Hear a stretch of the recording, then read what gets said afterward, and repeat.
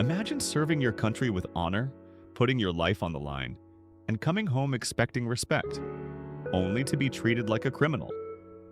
That's exactly what happened to a decorated black veteran on an ordinary afternoon, until a single jaw-dropping moment flipped the script in front of everyone. The story begins on a quiet street in a suburban neighborhood. Our veteran, let's call him James Carter, was simply driving home after volunteering at a local community center. His car was clean, tags up to date, nothing suspicious about him. But flashing red and blue lights suddenly appeared in his rearview mirror. Two police officers pulled him over. They claimed he had made an improper turn, but their tone was harsh and dismissive from the start. James, calm and polite, rolled down his window. He knew the drill. "Good evening, officer. Is there a problem?" Instead of answering, the officer immediately asked him to step out of the vehicle.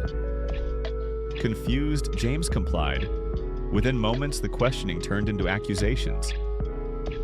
"Where'd you get this car? What are you doing in this neighborhood?" The situation grew tense. Passersby began to slow down, sensing something wasn't right. James reached into his wallet to show his ID, an ID that not only proved his identity, but also carried the unmistakable emblem of the U.S. Army. Still, the officers weren't satisfied. One of them mocked him, saying, "Yeah, right, and what are you, some kind of hero?" James took a deep breath. Years of military training had taught him patience, but humiliation like this still cut deep. The officers were moments away from cuffing him when a black SUV pulled up across the street. The doors opened, and out stepped a man in full military uniform, stars glinting on his shoulders. The crowd gasped. The man was none other than a four-star general. He walked directly toward the scene, his presence commanding silence. The officers, suddenly nervous, tried to stand tall. But before they could say a word, the general snapped a sharp salute. Not to them, but to James Carter. Gasps rippled through the crowd. The officers froze, their faces pale. And James? He returned the salute, his dignity restored in an instant. The air was heavy. Everyone, neighbors, onlookers, even the officers, stared, waiting for an explanation. The general's voice cut through the silence. "Do you have any idea who this man is?" The officers stammered. One muttered, Sir, we were just conducting a routine stop." "Routine stop?" the general snapped, his tone sharp enough to slice through steel. "This man isn't just a veteran, he's a war hero. He saved more American lives on the battlefield than either of you can imagine." Gasps spread through the crowd. James stood tall, saying nothing, his silence only amplifying the weight of the general's words. The general leaned in closer to James. His voice dropped, audible only because the street had gone completely silent. "But Major, there's something else. They don't know what you've been carrying since that day, do they?" James stiffened, his jaw tightening. The general's words hung in the air, heavier than the silence itself. The crowd leaned in, desperate to know. The general continued, "Tell them the truth, James. Tell them why I salute you, not just for your service, but for the sacrifice nobody else ever dared to make."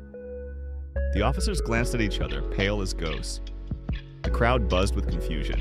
James took a deep breath, his eyes locked on the general. "If I say it, everything changes." The general nodded. James' voice cracked the silence. He didn't raise his voice, but every word carried weight.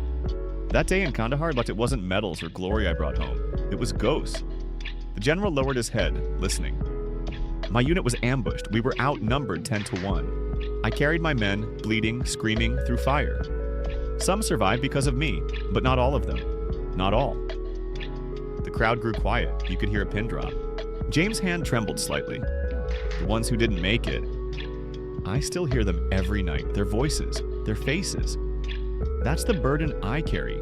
That's the sacrifice nobody sees when they salute me." He, general, stepped forward, his voice booming. "Don't you dare blame yourself, Major. Those men lived because of you. And let me tell you something these officers and this crowd don't know." He paused, looking the officers dead in the eye. "This man didn't just save soldiers, he saved me. I was there that day. And if it weren't for James Carter, a four-star general wouldn't even be standing here to salute him." Gasps rippled again. Phones shook in the hands of people recording. The police officers' faces went pale, their arrogance gone. James turned to the officers. His voice was calm but carried the authority of every battle he had fought. You look at me and see just another black man behind the wheel of a nice car.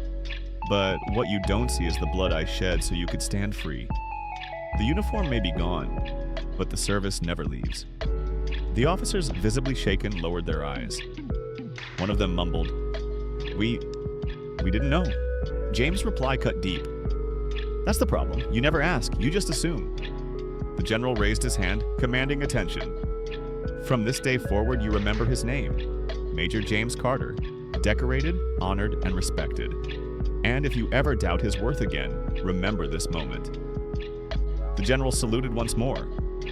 This time the crowd followed, raising their hands in quiet respect. Within hours, the video spread across social media. Headlines blared, "Police humiliate black veteran, only to be shut down by four-star general." News anchors debated it, commentators dissected it, the country was watching. Some praised James as a hero, others demanded justice for the officer's behavior. The local police department scrambled to issue a statement, but the damage was done. The truth was, the two officers were placed on immediate leave, their faces plastered online. The mayor called for an internal investigation. Reporters swarmed James' neighborhood, knocking on his door, begging for interviews. Neighbors who had once glanced at him with suspicion now looked at him with awe and shame. But James wasn't celebrating. "They don't understand," he muttered to himself. "This isn't about me being a hero. It's about what I carry every day, the things no headline will ever fix." That night, James sat alone in his living room, the glow of the television flickering across his face. Footage of the salute replayed on every channel, but in his mind he didn't hear applause. He heard gunfire, screams, the ghosts of Kandahar. A knock came at his door. It was the general. "They'll paint you as a symbol now, James," he said softly. "But you're still a man who's been carrying too much, alone." James clenched his fists. "They respect me now because it's on camera, but where was that respect when I came home in silence?" The general placed a hand on his shoulder. "Maybe it starts now, but only if you let them see the real fight." James looked out the window at the reporters still waiting, cameras flashing in the night. "The world thinks they know my story," he whispered, "but they don't know the half of it. If I speak, I might lose everything, but if I stay silent, nothing changes." The general nodded. "Then the choice is yours, Major. Stay silent or tell them what they're not ready to hear." The screen fades to black as the narrator intones.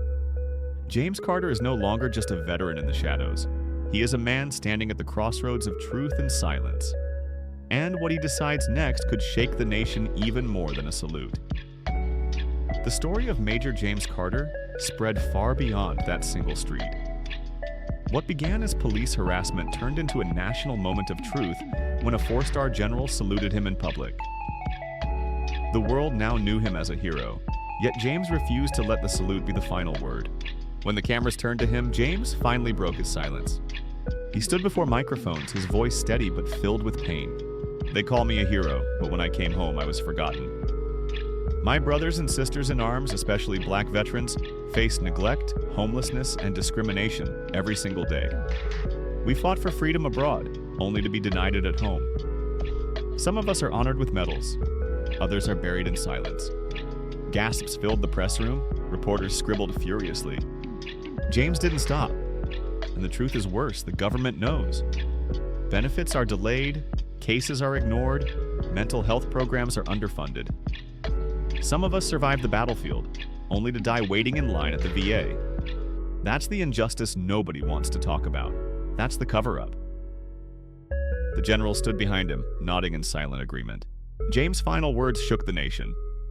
"Don't just salute us when it's convenient. Stand with us when it matters." The room erupted. Some cheered, some wept. Others stared in stunned silence. But one thing was clear. James Carter was no longer just a man in uniform. He had become a voice for every silenced veteran. As James walked away from the podium, cameras flashing, the narrator closed with, "His salute sparked respect. His words sparked a movement. It's time they knew.